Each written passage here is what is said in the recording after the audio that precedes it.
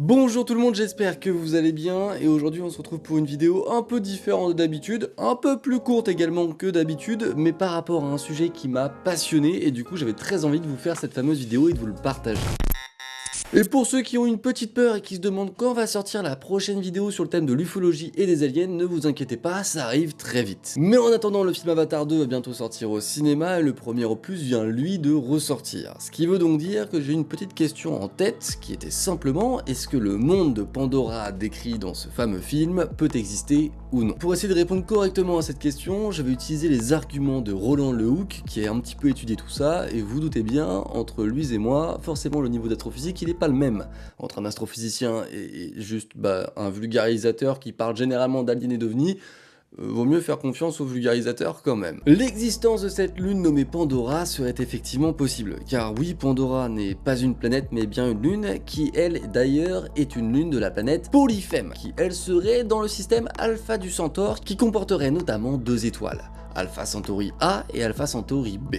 En l'occurrence, dans cette vidéo, on va surtout parler de Alpha Centauri A, simplement car Polyphème est en orbite autour de Alpha Centauri A. Cette planète, visuellement, elle ressemblerait à une Jupiter bleue, c'est-à-dire une géante gazeuse, mais qui ne dépasserait pas la masse de Saturne. Jusque-là, tout porterait à croire que cette fameuse planète et sa lune Pandora seraient dans la zone habitable. Et cette zone, elle est super importante si on veut pouvoir espérer qu'une vie un jour s'y développe. Pour ceux qui aiment le détail, Polyphème serait à une distance équivalente à la distance Terre-Soleil, mais pas seulement, on recevrait exactement le même taux de lumière également, ce qui veut donc dire que, encore une fois, Polyphème et sa lune sont dans une belle zone. Maintenant, si l'on veut pouvoir répondre à notre question d'origine, qui est donc est-ce que Pandora pourrait exister comme elle est décrite dans le film, eh bien il va nous falloir estimer sa taille et faire quelques calculs. Et c'est là-dessus que l'on va faire confiance à notre fameux astrophysicien. D'après ces calculs, en l'occurrence, Pandora aurait une gravité plus faible que celle de la Terre. Elle aurait une gravité plus faible de 25%, soit 75% de la gravité terrestre serait présente là-bas. Ce qui expliquerait donc le physique de ces fameux hommes bleus qui serait bien plus allongé. Pourquoi est-ce que c'est logique? Eh bien si je vulgarise réellement tout le truc grossièrement, plus on est attiré vers le sol, plus notre corps va être petit, et moins on est attiré, plus notre corps il va être long.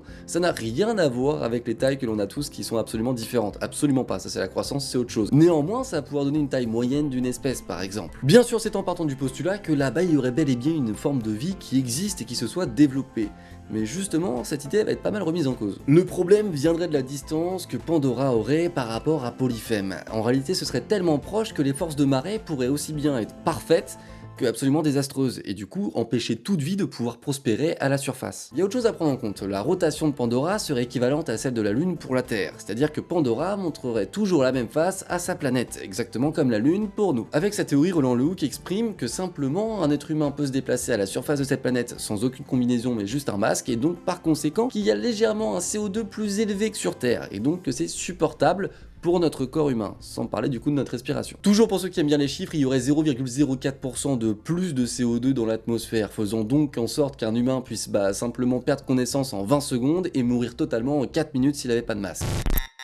Bon, maintenant, on va se faire un petit point avant de continuer. Cette lune pourrait bel et bien exister proche de cette planète et être en zone habitable. Néanmoins, sa proximité avec sa planète ne rend pas la tâche facile. Sa gravité est légèrement différente et son atmosphère aussi, mais visiblement ça ne dérangerait absolument pas le développement d'une vie intelligente là-bas. Sauf si la proximité avec sa planète vient créer une sorte d'emballement de l'effet de serre, ce qui est entièrement plausible au vu de la proximité et surtout qui rendrait la surface absolument inhabitable. On aurait des conditions proches de celles de Vénus à la surface de cette fameuse lune. C'est un peu qui tout double au final. Bien entendu, on sait pas dire précisément si oui ou non il y a de la vie là-bas, forcément, on n'est pas encore à ce stade-là.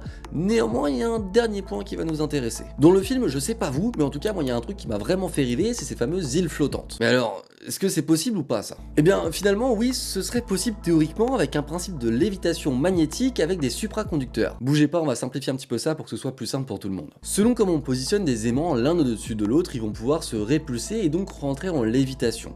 Néanmoins, dès qu'ils vont rentrer en répulsion, et donc venir se rejeter, ils vont bouger un petit peu, et pas être en lévitation stable, pas comme si on faisait voler un objet. Pour que la lévitation soit stable, il faut ces fameux supraconducteurs et une certaine, du coup, température. Et c'est potentiellement ce que sont allés chercher les humains directement sur Pandora dans le film, avec Je sais plus le prononcer, mais je vous l'écris. L'unobtainium. Pas évident à dire. Le souci, c'est que pour faire léviter des îles de cette taille-là, les calculs montreraient qu'il faut à peu près une puissance de 10 000 Tesla. Et là, je vous parle pas de la puissance de 10 000 voitures Tesla. Pas du tout. Le Tesla, c'est une unité qui sert à mesurer les champs magnétiques. Sauf que ce chiffre et cette valeur-là, c'est inatteignable. C'est donc impossible que ces fameuses îles volantes puissent flotter. D'autant plus qu'il y a aussi autre chose à prendre en compte. Ce fameux unobtainium. Il faudrait qu'il soit une certaine température pour réussir à faire léviter les fameuses petites îles volantes. Le fait est que dans le film, l'unobtainium, il a température ambiante. Alors non, malheureusement, pas d'île flottante sur Pandora. Voilà, c'est terminé pour moi pour cette vidéo. J'espère qu'elle vous aura vraiment plu parce que pour moi, c'est une sorte de retour aux sources, de refaire un petit peu de vulga scientifique. Ça faisait super longtemps. Honnêtement, ça se comptait en années facilement. Ça m'avait un peu manqué, mais surtout quand j'ai vu le sujet, j'avais très envie d'en faire une vidéo et de vous la partager. On verra comment vous allez apprécier ou non ce contenu.